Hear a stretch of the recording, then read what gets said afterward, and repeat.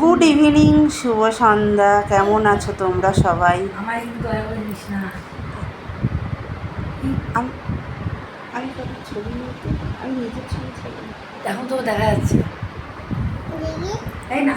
মা ভিডিও করবে। কেমন আছো সব বন্ধুরা? অনেক দিন পর তোমাদের কাছে আবার নতুন একটা গল্প নিয়ে আসলাম। আজকে 15ই আগস্ট, স্বাধীনতা দিবস। সবাই পতাকা তুলছো, আনন্দ করছো। ছোট ছোট বাচ্চারা স্কুলে যাচ্ছে। সেই ছোটোবেলার দিনগুলো ফিরে আসে। মনে হয় যে আমরা আবার সেই ছোটোবেলার দিনগুলোতে যদি ফিরে আসতে পারতাম। স্কুলে যেতাম, লজেন বিস্কুট, বন্ধুদের সাথে আড্ডা দেওয়া, গল্প। কিন্তু সে দিন তো আর ফিরে আসার মতন নয়। যে যার মতো সব বড় হয়ে গেছি, যে যার জীবনে এক একজন এক এক রকমভাবে প্রবেশ করেছি। কিন্তু সেই পুরানো সেই দিনের কথা ভুলবি কি রে হায় হেসে, চোখের দেখা পানের সকাশে কি ভোলা যায়। সেটা কথাটা, গানটা যেমন রবীন্দ্রনাথ ঠাকুরের, কথাগুলো ঠিক ঠিক। পুরানো দিনগুলো জীবনে কোনো দিন ভোলার যায় না, সেটা সারা জীবন বাস্তব হয়ে থেকে যায়। সেরকমই আমাদেরও জীবনের স্মৃতিগুলো একটা বাস্তবতা নিয়ে আসে। যাই হোক, তোমরা সবাই কেমন আছো বলো? আমি ভালোই আছি। সেরকমভাবে দিন চলছে, আরও চলবে। নতুন করে একটা শুভ জিনিস শুরু হবে।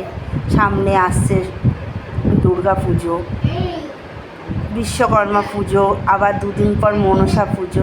এক একটা মানুষের এক একটা দিন, জীবন শুরু হচ্ছে। যেমন আজকে আমার একটা বোনের জন্মদিন, তাকেও জন্মদিনের শুভেচ্ছা জানাই। ভালো থাক, সুস্থ থাক, যেখানেই থাকিস ভালো থাকিস, বড় হ। সেরকমই। যাই হোক, আমি একটা গল্প বলেছিলাম যে একটা দুটো মেয়ের গল্প, সুয়োরানির মতন গরিব, মানে দুজনের জন্ম দুরকমভাবে হয়েছিল।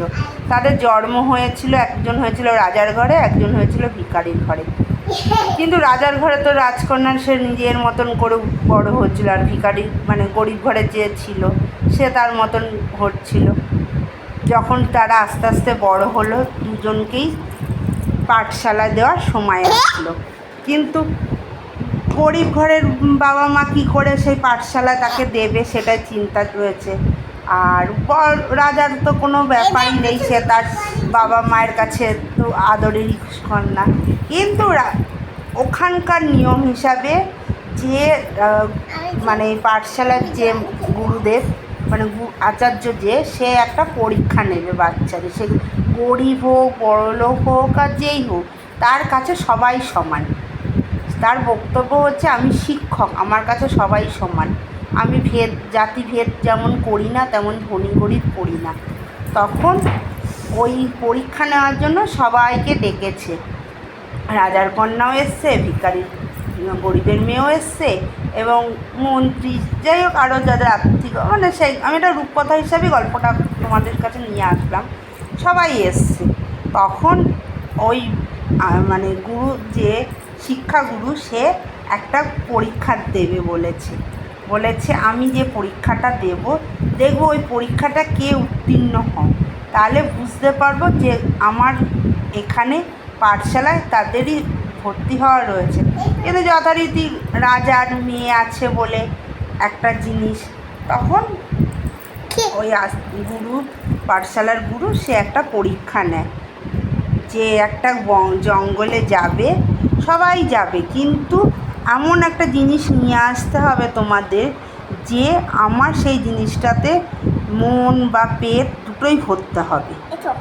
বা এমন একটা জিনিস নিয়ে আসো যে দেখলে সবাই সেটার উপর আকৃষ্ট হতে পারে। তখন সবাই সেখানেই যায়। পরবর্তী গল্প শোনার জন্য কমেন্ট করুন, লাইক করুন। হ্যাঁ, আমি পরবর্তী গল্প আপনাদের আবার ঠিক শোনাব।